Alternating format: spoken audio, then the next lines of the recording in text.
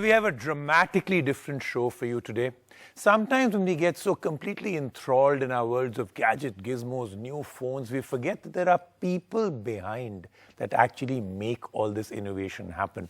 Whether it's a brand ambassador that launches something or a person, a founder of a company that actually has the passion to bring these products out, we forget that there is a human element to it. And today, we'll showcase that. We'll actually meet up with a brand ambassador, somebody that launched two particular products, and we'll meet up with Pete Lau, the co-founder and CEO of one of the biggest brands in the world now, OnePlus. Yes, he will join me right here. So very exciting show. Besides, of course, we've got stuff from Honor. We've got two products from them. We've got a whole lot more happening on the show. Let's get started today with our amalgamation, our hybrid of amazing devices and the people behind them. What are OnePlus's plan for India? What is the future of technology and 5G? Get to know it all from the man himself, OnePlus co-founder and CEO Pete Lau, as he reveals and spills the beans. Honor adds 9X to its X series, a phone that's dressed to impress. Has pop-up selfie camera, 48 megapixel triple camera, but is it worth your money? We tell you in our review. Along with the 9X, Honor also launched the Magic Watch 2, which comes with game-changing features. But can this smartwatch be your perfect companion? Find out on the show. And Nora Fatehi comes to launch Honor's latest products and has a candid chat with our cell guru on tech, life and more. And of course, before we get started, as always, lots and lots of news coming in. We've just kind of started to stabilize with all the amazing excitement that came from CES, but then Qualcomm suddenly hits out and hits hard. I was quite surprised they did 3 new processors from them. I thought it'll either be CES, that's the platform for them, or they'll wait till the Mobile World Congress, but they wanted the headlines completely for their own self. Take a look. While the world is jumping on the 5G bandwagon, it seems in India the 4G market is booming and is integral for both phone makers and chip makers at large. Earlier this week, Qualcomm Technologies announced 3 new Snapdragon mobile platforms: the Qualcomm Snapdragon 720G, 662 and 460. All these mobile platforms are built for better 4G connectivity with Wi-Fi 6 features. Qualcomm emphasized that 4G will continue to remain a focus area for the company in markets like India. These new platforms are also the first to support navigation with Indian constellation, that is NAVIC, for improved location tracking. Snapdragon 720G puts the focus on gaming and entertainment experiences with select Qualcomm Snapdragon Elite gaming features.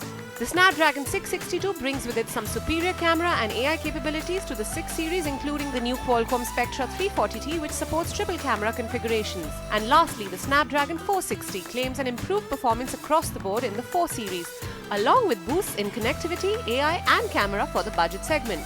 While devices with the 720G will be available in early 2020, those with the Snapdragon 662 and 460 are expected by the end of 2020. There's so many parts of the world that are still 4G based, and we need to make sure we address that. So we have multiple competitive parts coming out, from high tier all the way down to mid tier and low tier devices. But what differentiates these platforms from each other? At any given point of time, you will have a bucket of chipsets, give and take, maybe a 8 to 10 chipset family, which are there, with which you can create from the lowest tier, maybe a 4G feature phone, and you can go right up to the flagship based on 865.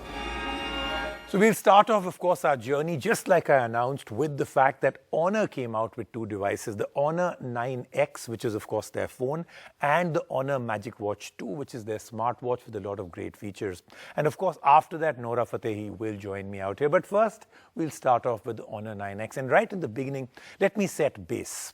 In terms of a pop-up camera phone, this is the best in its category, because at this price point, literally nothing else exists. And the minute you put in a pop-up camera, you get that full bezel experience and everything else. It really makes a big difference. So, kudos to the fact that Honor's been able to do it at this price point. Like I said, best in this budget category for sure. But it's also got a lot of other great features. So first, like I said, we'll take a look at the Honor 9X. When we come back, the Honor Magic Watch 2 and Nora. Here's a phone that's designed to impress, has reasonable specs and is affordable. Meet the Honor 9X. Honor launched this beauty at a glitzy and glamorous event with a starting price of 13,999 rupees for the 4GB variant and 16,999 rupees for the 6GB variant. We got the 6GB variant for review and we think this may well be the last decent offering from the brand, as this phone runs Android apps and the future offerings may not have Google on board. That said, let's judge the phone for what it is. The 9X is a stunner. We got the sapphire blue variant, and when viewed in certain angles, it gives a 3D gradient X pattern with light, which makes it stand out. There is a fingerprint scanner on the back panel which works fast. Honor has included the 3.5mm headphone jack, and there is a USB Type-C charging port alongside. Even though the charging port is upgraded, we wish this phone supported fast charging too. The front is dominated by a 6.59-inch Full HD Plus display which is bright, and thanks to no notch on the screen, there is more real estate to view content on, which is a huge plus point.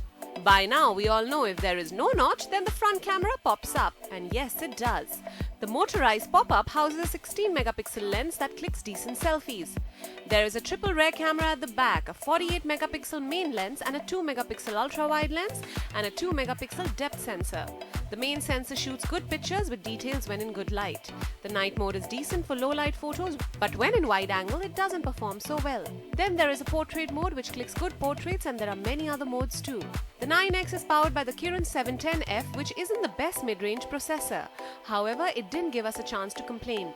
With 6GB and 128GB RAM and ROM, it handled all tasks, and thanks to the GPU Turbo 3.0, the gaming experience is good on this one. This Honor runs on Android 9.0 and EMUI 9, which does make us feel dated, but don't worry, this phone will get the updates soon for both Android and EMUI. The EMUI isn't cluttered, and we like that. Honor tried to add a lot of AI on this device, like AI Signal Enhancer, which does come in handy. It is loaded with a 4000 mAh battery which easily lasted us a day. The Cell Guru verdict. Price starting 13,999 rupees, the Honor 9X did manage to amaze us, but we missed the newness we were expecting from a 2020 phone. That said, it offers everything a phone in this price segment would, and it has that extra pop. You know, the world that is completely changing and really is becoming the category that is on fire is smartwatches. Now, a year or two back, the biggest question was, why should I buy a smartwatch? It's actually a useless piece of thing. The amount of real estate that I'm going to give up on my wrist, am I getting any returns for it? That question has firmly been answered, I think, in the last 3 to 4 months of 2019. And as we get into 2020, it has now been amplified that yes, a smartwatch is the way to go. Lots of reasons, the number of features that have come in, the kind of battery life that it has now. You're not supposed to charge it every day. I mean, there are still some that you have to charge. But a perfect example is this one, the Honor Magic Watch 2. The kind of features it has, the kind of battery life it has, what all you can do with it. I think this is a wonderful example of how the smartwatch is now becoming one of the most critical pieces and categories in the world of electronics. We'll take a review of this, the Honor Magic Watch 2, and then, of course, I'll go and join Nora Fatehi. The year 2020 is off to a fit start, with fitness wearables taking over the market and spoiling us with choice. And now we have another contender which seems to have it all, the Honor Magic Watch 2. This fitness-centric smartwatch gives us a lot to be excited about, and it is priced aggressively at Rs 12,999 for the 46mm variant. The watch looks sleek and stylish on the wrist, and we like the charcoal black accents on the 46mm variant. There's a heart rate sensor at the back. Navigate using the two buttons. One brings the different menu options up, while the other acts as a shortcut to the workout modes. Do keep in mind that this watch does attract dust. An always-on display seems to be a hot favorite among smartwatches now, and the Honor Magic Watch 2 also comes with a 1.39-inch AMOLED display which can go as bright as 800 nits and is crystal clear outdoors. You get a range of fitness modes, from the predictable ones like running to unique categories like training for a triathlon. You can track your progress through the Huawei Health app, and pairing it was easy. We also like the fact that the watch is waterproof up to 50 meters, so it is good for a dip in the pool. Coming to the software, you get Huawei's own smartwatch OS, which is not for everyone, but for fitness buffs, it's great. For everyday use, we do find this OS a bit limiting. The real deal clincher here is the battery life. While Honor claims 2 weeks, we would say it's good enough for 10 days on heavy use, which is great. Honor attributes this to the mighty Kirin A1 chipset, which is smooth and fast and comes with battery-saving algorithms. There are other noteworthy features too, like sleep tracking using Huawei's True Sleep Tech, or even checking stress levels. At around 13,000 rupees for the 46mm variant, the Honor Magic Watch 2 may be one of the best bets for fitness buffs in this category. And now let's find out what this watch can do from one such fitness buff. Let's start off with the phone itself. So, what's the right here. Yeah, oh, there it is, right. So, what's the best feature that you like on this phone? See, that's a very hard question because there are a lot of features that I think are great for someone like me who's a content creator and an artist. I would probably say the battery life. It's incredible. The kind of battery life that's offered by Honor 9XM, it's so convenient. I don't need to run around with a power bank everywhere I go or searching for a plug point. I can use the phone all day, do my uploads, do my pictures, my videos, listen to my music, look at my YouTube vlogs, and still not have an issue with the battery life. Of course, amongst other features like the camera quality and the wide screen display, it's really hard to say, but I think what's really cool is the front selfie camera that pops up, and the megapixels and the quality that you get out of the selfies. And we're in this age of selfies where everyone's just taking their selfies and stuff, and everyone wants a perfect selfie. So I think the qualities of this phone are kind of endless. Yeah, for sure. Right, I know. I shouldn't have pinned you down to just one, right? I mean, there are enough. Okay, so you spoke about the fact that selfies is a big deal. So I want to find out from you, if you could just imaginary, fantasy, dream, if you could take a selfie with anyone in the whole world on this, the new Honor phone, who would it be? If I could take a selfie with anyone in this world, it would probably be Rihanna. Okay. Yeah, yeah, I would take a really nice selfie with her, fierce selfie, and I would post it up and everybody would be jealous. Okay, now let's talk about the watch. So what's the magic, the real magic features of this watch that really appeal to you? What did you really like?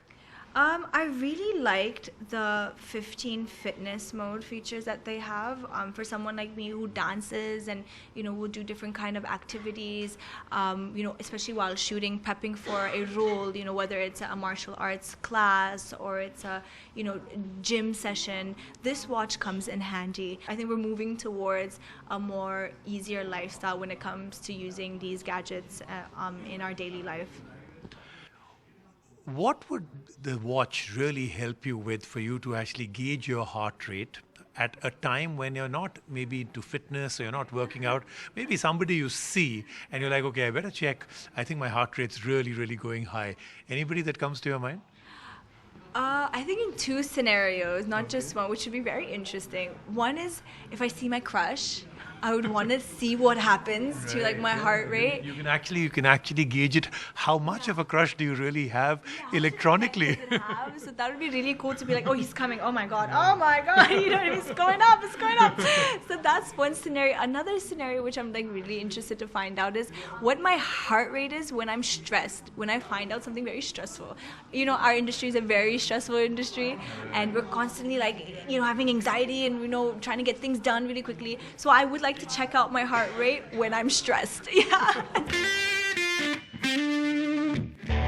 Let's take a quick break right now. On the show, when we come back, a very, very special segment.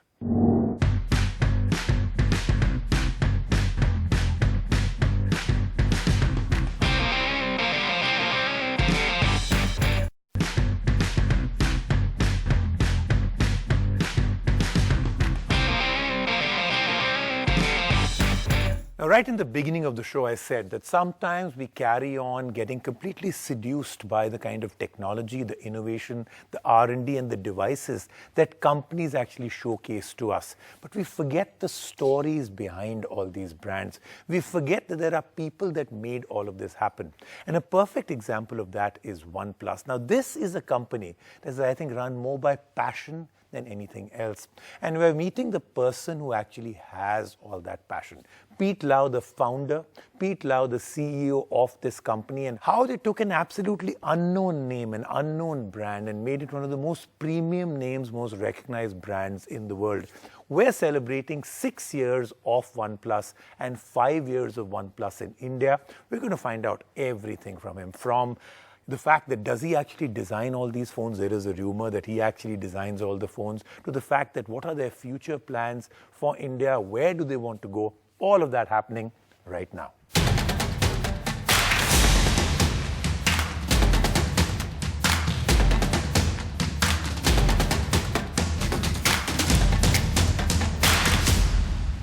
OnePlus. They complete 5 years in India, 6 years globally. So big things to celebrate, and a big thing also to do is welcome Pete Lau. Thank you so much for coming in here. Thank you so much for spending time with us. Congratulations, 6 years globally, 5 years in India. I want to start with that. What have these 5 years been like for you here in India? Because India is very, very different from anywhere else in the world. We are now called the most brutal market for smartphones anywhere in the world. So how has the OnePlus journey been here in India for you in these last 5 years? The past 5 years have been the creation of a miracle for us in India. We've gone from a startup and a team that was tiny, just a startup team, into becoming the #1 premium smartphone in the Indian market, which is an absolute miracle. And we've done that by just doing one thing, making the best possible product, focusing on making the best product experience. You know, I absolutely agree. It's actually incredible for a company to come in and become the #1 brand in premium smartphones in this country. I think is literally, like you called it, a miracle. All right, let's move on now to another miracle, and that is this headline-making phone that I'm holding in my hand, your concept phone that you showcased at CES, and it had everybody completely and totally jaw-dropped. What people now refer to as the disappearing camera phone. How important is innovation, the kind of innovation you've shown here, and innovation that you constantly do for a company like OnePlus?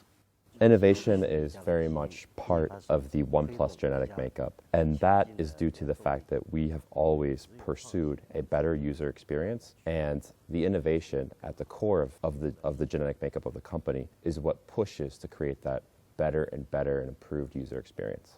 What is OnePlus's stand on 5G and IoT? How will you take that forward?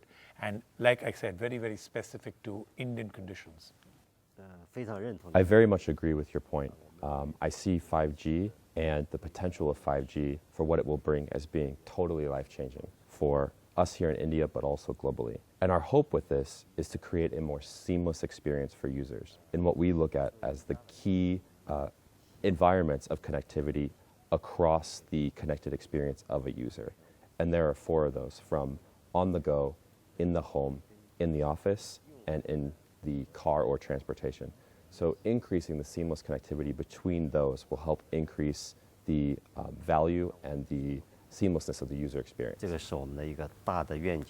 Taking from that, I think one of the most interesting things that we are seeing with OnePlus is the fact that you now seem to think India is not just important as a market, but also a place where extreme R&D, innovation, and the way the governments are actually coming about. In fact, you've had a brand new announcement that just came out a few days back about the kind of collaborations you're doing with various governments and various things that you're doing in India.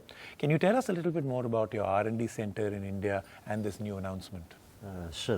Yes, I see us in the Indian market and 5G in particular as a unique position for both the manufacturing of OnePlus 5G devices for global markets, but also a key base of research and development for all of the OnePlus 5G devices and 5G strategy going forward.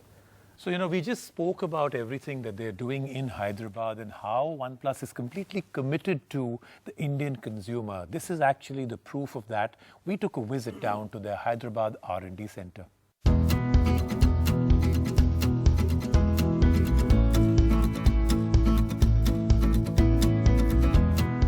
We love it when a solid startup disrupts a market which has plenty of big names. OnePlus is one such name, and the Chinese phone maker now enters its 6th year in India, and from what we can gauge, the company is committed towards achieving long-term growth in India. The smartphone brand has a research and development center in Hyderabad to manufacture locally in line with the Make in India strategy. It currently employs 300 people and has recently hired 75 campus employees. OnePlus aims to reach 1,000 employees by the end of 2020, making this OnePlus's largest R&D center worldwide. In August 2019, the company announced its plans to invest 1,000 crore rupees into the R&D facility in Hyderabad over the next 3 years. The R&D center will house 3 labs: a camera lab, communications and networking labs, and automation labs. The facility will focus heavily on camera development, 5G testing and performance testing. With 6 years of successful marketing and product development, it's evident that OnePlus is ready for the next decade. A new flagship killer is coming soon. One of the big rumors is that almost every single new OnePlus phone is personally designed by you. Is that true? Yes. Flat, simple, straightforward. I've got a yes. But design, is it really, really important, that important to you? Yes. Definitely. For me, design is something of the utmost importance and a thing that I am part of in the creation, in the birth, and in the development of each OnePlus device. I've heard that there's a personal initiative that you were really, really very passionate about and you're looking into it personally, and that is the Red Cable Club. It's a community, I think, that you're trying to build. How is it different from the typical communities that any other brand builds? You already have a huge fan base. What's different about the Red Cable community?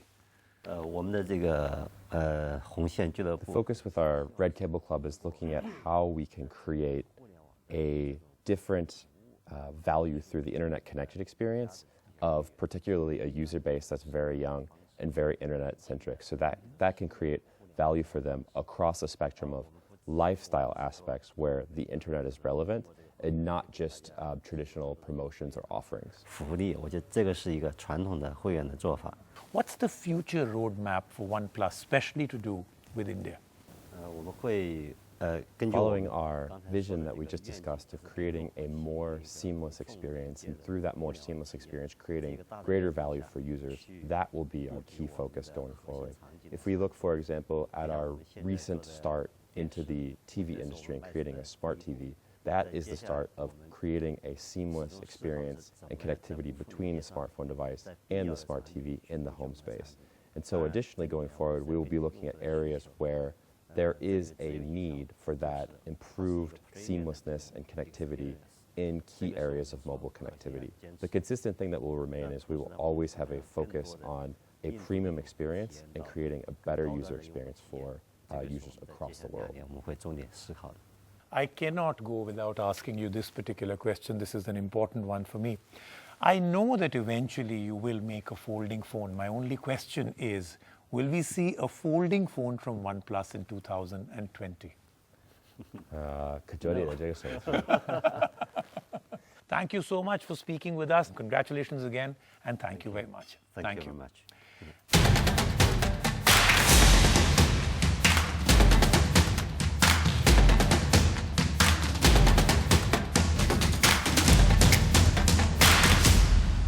That then was the Cell Guru Show for this week. Do remember, we've got lots of exciting stuff. Now it's building up, the new things that are coming in, and of course, the big one that is coming up, the Mobile World Congress, that also is around the corner. So lots of build up to all of that. Don't miss even a single show. See you next week.